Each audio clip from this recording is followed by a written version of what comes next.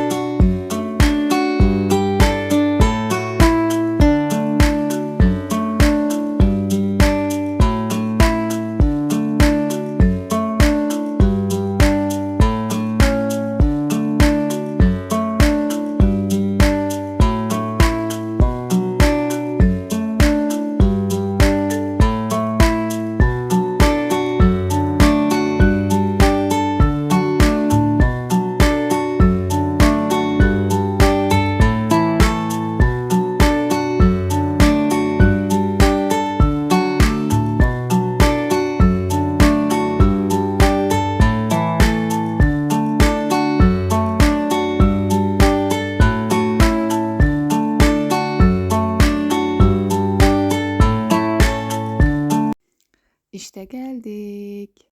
Düşündüğümden çok daha kalabalıktı. Hatta arabayı koyacak yer bulamadık. Bir 5-10 dakika dolanmak zorunda kaldık. O kadar kalabalık. Çok büyük bir alan değil. Zaten köy de çok küçük. Pazar gerçekten güzeldi, yalan yok. Yalnız fiyatlar biraz fahişti. Hiç kimse kusura bakmasın. Yani bir gözlemeye 50 lira bence çok. Tabii hani İstanbul'da falan yaşıyorsanız o ayrı mesele. Yani size ucuz gelebilir ama yani buralarda o kadar da pahalı olmaması gerekiyor. Ne yazık. Ha, satılmıyor mu derseniz deli gibi satılıyor. Özellikle yiyecekler çok satılıyordu. İşte börektir, kızartmadır, ne bileyim bir sürü şey ürün vardı zaten, ekmektir falan. Şöyle gezerken buraya özgü bir ekmek olduğunu gördük. En küçüğünün fiyatını sorduk. 80 lira dedi ama pazarın girişinde sol tarafta bir tane fırın vardı. Aynı tarzı ekmeği 40 liraya aldık. Görüyorsunuz, börekler, ekmekler, köylüler yaptıkları, yetiştirdikleri şeyleri burada satıyorlar. Kozalak şurubunu belki duyanınız olmuştur. Ben de iş arkadaşlarımdan öğrenmiştim. O da burada satılıyor.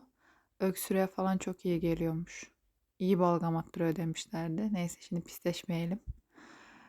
Yani ortam güzeldi ya, gerçekten güzeldi. Bence bir tık daha ucuz olabilirdi. Sanırım biraz ünlendiği için fiyatlara da bu bir yansımış. Genelde öyle olur ya. Bir şeye rağbet çok olunca fiyatlar da ona göre artar.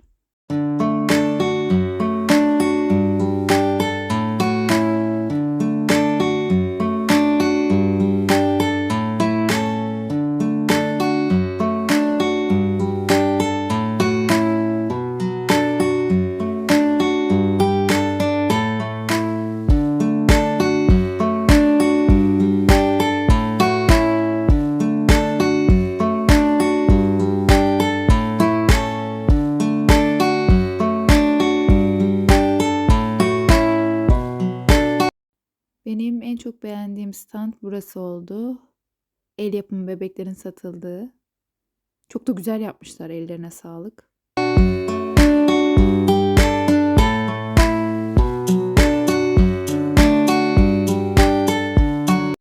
Size ufak bir şey göstereyim. Bu yuvarlama öncesinden yapılıp kızartılıyor. Sonrasında da yemeği yapılıyor ve yoğurtla yeniliyor.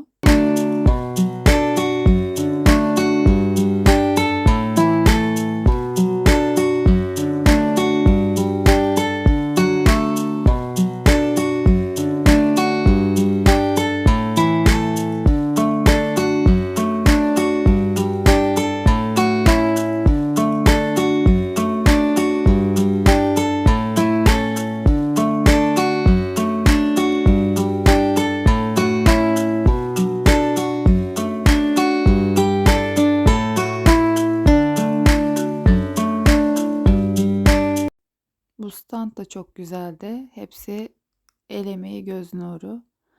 Bence çocuklara naylon oyuncaklar almaktansa bu tarz oyuncaklar almak daha faydalı diye düşünüyorum. Baksanıza şunun şekerliğine.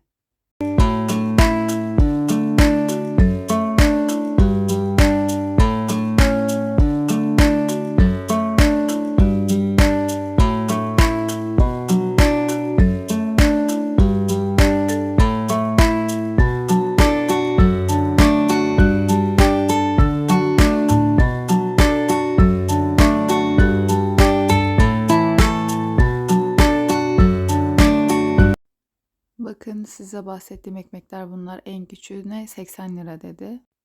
Yorumu size bırakıyorum. Satıcılar yöresel lezzetlerle de kalmamışlar artık. Cheesecake'ler, pastalar, neler neler. Ha bir de keşkek vardı. Bu arada onu söylemeyi unutmayayım. En önemli star parçalardan biri bence oydu, keşkekti. Tabii biz yemedik, o ayrı mesele. Ama en çok satılan şey sanırım kızartmayla gözleme. Yani çok fazla yerde vardı. Size bahsettiğim ev yapımı şeyler de bunlardı. Kek suyu, elma sirkesi, kozalak şurubu. Kozalak şurubunu 250 lira diye söylemişlerdi. Köylü teyzeler yardırıyor satış yapan yapana. Yani bu pazarda herhalde her hafta köşeye dönüyorlardır.